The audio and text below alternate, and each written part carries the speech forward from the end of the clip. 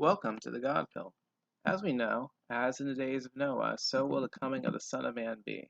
Many Christians have speculated that this includes the return of the angels that corrupted the world, mating with the daughters of men, Genesis 6, or of their hybrid offspring, the Nephilim giants, or both.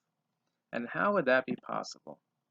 Some Christian circles completely deny that the Nephilim could breed, comparing them to the sterility common in animal hybrids, like mules, while others allege that not only were they fertile, but their bloodlines continue to this day, albeit diluted as a result of either survivors, post-flood genetic alteration, or a second incursion.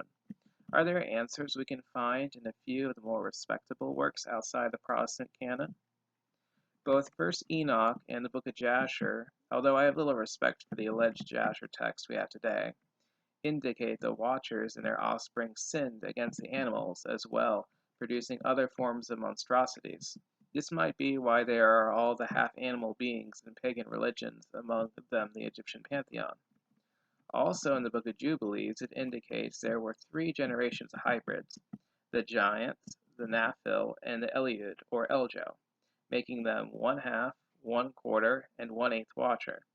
The texts say that they were all unlike, although it's unclear if this indicated an increase in variety from the greater human DNA over successive generations, or all the half-siblings that resulted from the Watcher's polygamy, or of all of the violence and lack of harmony between the bastards that God had the faithful angels orchestrate between them.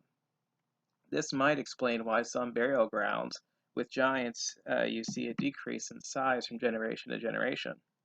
I should also mention that on the God Cultures channel, he mentions an article on demonology when he was researching Asmodeus, which alleges that some of the Watchers shared their pools of women, mentioning 15 women that were shared by 2 Watchers. This would certainly explain how throughout history there have been transgressive cults that were infamous for wife-swapping or otherwise whoring out their wives, whether groups within the Kailist that Rasputin was associated with, or the Sabbatians, or 2nd century Gnostic sects, among many examples. People familiar with Enoch know what happened. The fallen angels watched as their descendants slaughtered one another, and they were abyssed, with the angel portion of the hybrid's composition enabling them to roam the earth, as lack of a better term, ghosts, what we know as demons. But there's one blink and you miss detail on how things went down that is not insignificant. It is mentioned that the wives of the Watchers became sirens. How is this possible? Microchimerism would be the answer. Just as women absorb and integrate a small percentage of the DNA of the men they sleep with over time, their biology would have been altered by their descendants' fathers, which enabled them to persist after drowning as wicked spirits like their sons. This would explain folklore as succubi and other female demonic entities. While some fables try to explain post-flood giants by placing Og as a pre-flood giant that survived the flood, and people in modern times try to argue more than a few different hypotheses, including speculations of genetically impure women on the ark, or even a second boat, or a second incursion, these are a bit of a stretch. But are there more plausible hypotheses? There are 2 other possibilities.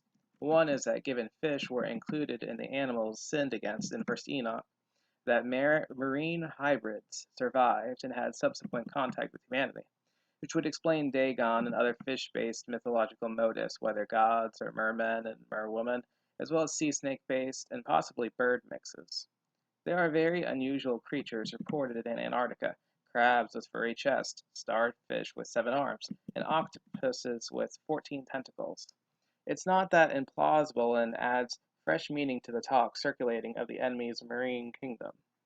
Another possibility is genetic alteration, either through technology developed through knowledge acquired from Watcher texts, or from dangerous, possibly living artifacts like the malevolent variation of black goo.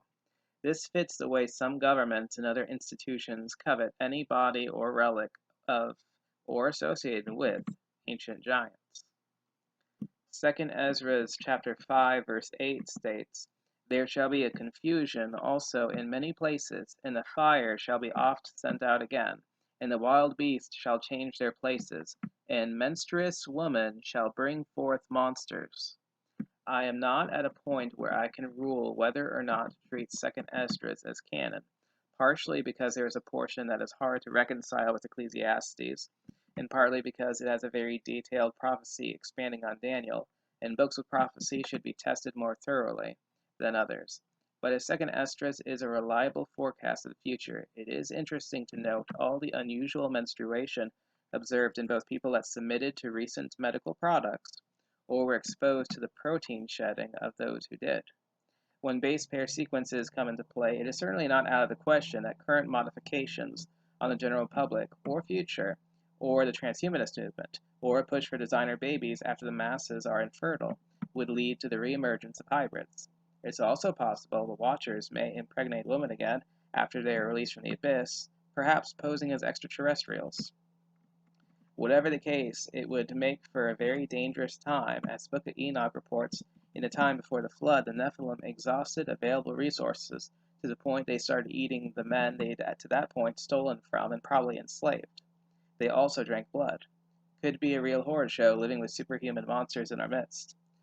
A pinch off topic, but before I go, I want you all to know I'm leaving links in the description for a number of audios that I know firsthand are useful in keeping nanotechnology in your body that people have reported the past 20 years in check. I will be following up on this video soon with a reading of some excerpts from the Book of Jubilees, a little bit of health and spiritual warfare advice, as well as some positive words on our Savior. Until next time, keep on the watch, guys, for the days are wicked, and get right with God, as the day of his coming is unknown, and like a thief in the night.